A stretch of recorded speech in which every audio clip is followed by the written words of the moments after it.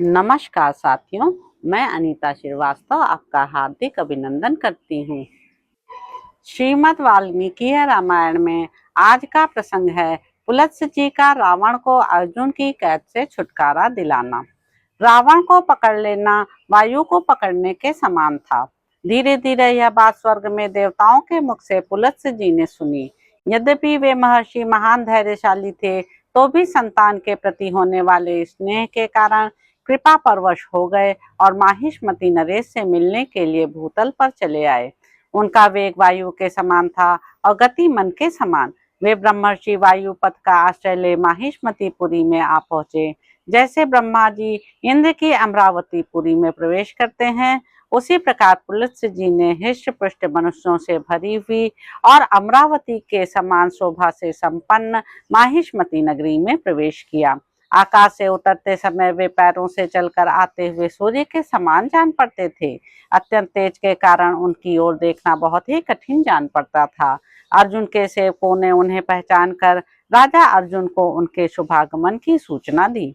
सेवकों के कहने से जब है राज को यह पता चला कि पुलत्स्य पधारे हैं, तब वे सिर पर अंजलि बांधे उन तपस्वी मुनि की अगवानी के लिए आगे बढ़ाए। राजा अर्जुन के पुरोहित अर्घ और मधुपर्क आदि लेकर उनके आगे आगे चले, मानो इंद्र के आगे बृहस्पति चल रहे हों। वहां आते हुए महर्षि उदित होते हुए सूर्य के समान तेजस्वी दिखाई देते थे।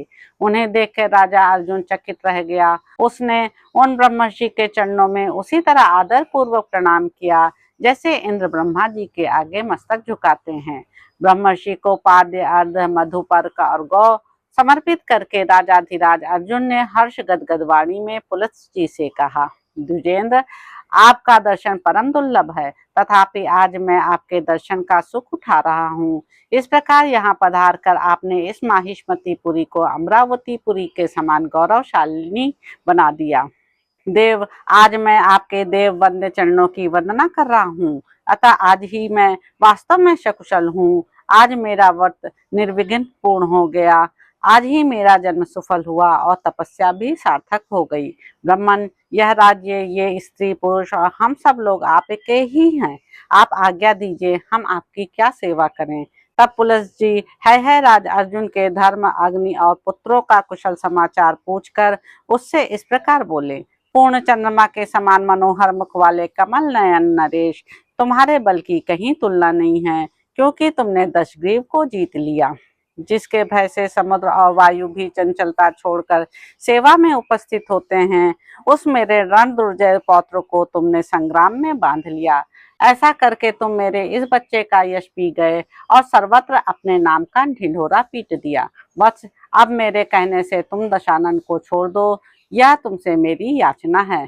पुलत्स्य जी की इस आज्ञा को शिरोधार्य करके अर्जुन ने इसके विपरीत कोई बात नहीं की। उस राजाधिराज ने बड़ी प्रसन्नता के साथ राक्षस राज रावण को बंधन से मुक्त कर दिया। उस देवद्रोही राक्षस को बंधन मुक्त करके अर्जुन ने दिव्य आभूषण, माला और वस्त्रों से उसका पूजन किया और अग्नि को साक्षी बनाकर उसके साथ ऐसी मित्रता का संबंध स्थापित किया जिसके द्वारा किसी की हिंसा ना हो। इसके बाद ब्रह्मपुत्र पुलत्स्य जी को प्रणाम करके राजा अर्जुन अपने घर को लौट गया। इस प्रकार अर्जुन द्वारा आतिथ्य सत्कार करके छोड़े गए प्रतापी राक्षस राज रावण को पुलत्स्य जी ने हृदय से लगा लिया, परंतु वह पराजय के कारण लज्जित ही रहा। दशग्रीव को छुड़ाकर ब्रह्मा जी के पुत्र मुनिवर पुलत्स्य जी पुनः ब्रह्मलोक को चले गए। इस प्रकार रावण को कार्तवीर्य अर्जुन के हाथ से पराजित होना पड़ा था और पुलत्स्य जी के कहने से उस महाबली राक्षस को छुटकारा मिला था। रघुकुल नंदन, इस प्रकार संसार में बलवान से बलवान वीर पड़े हुए हैं, अतः जो अपना कल्याण चाहे उसे दूसरे की अवहेलना नहीं करनी चाहिए। सहस्त्रबाहु की मैत्री पाकर राक्षसों का राजा रावण पुनः घमंड से भरकर सारी पृथ्वी पर विचरने और नरेशों का संहार करने लगा।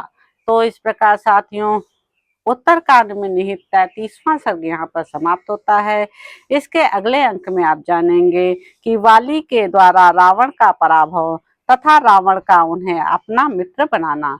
तो अब आपसे अगले अंक में मुलाकात होगी। मेरे YouTube चैनल संवाद विद अनीता को लाइक करें, शेयर करें, सब्सक्राइब करें। धन्यवाद साथियों।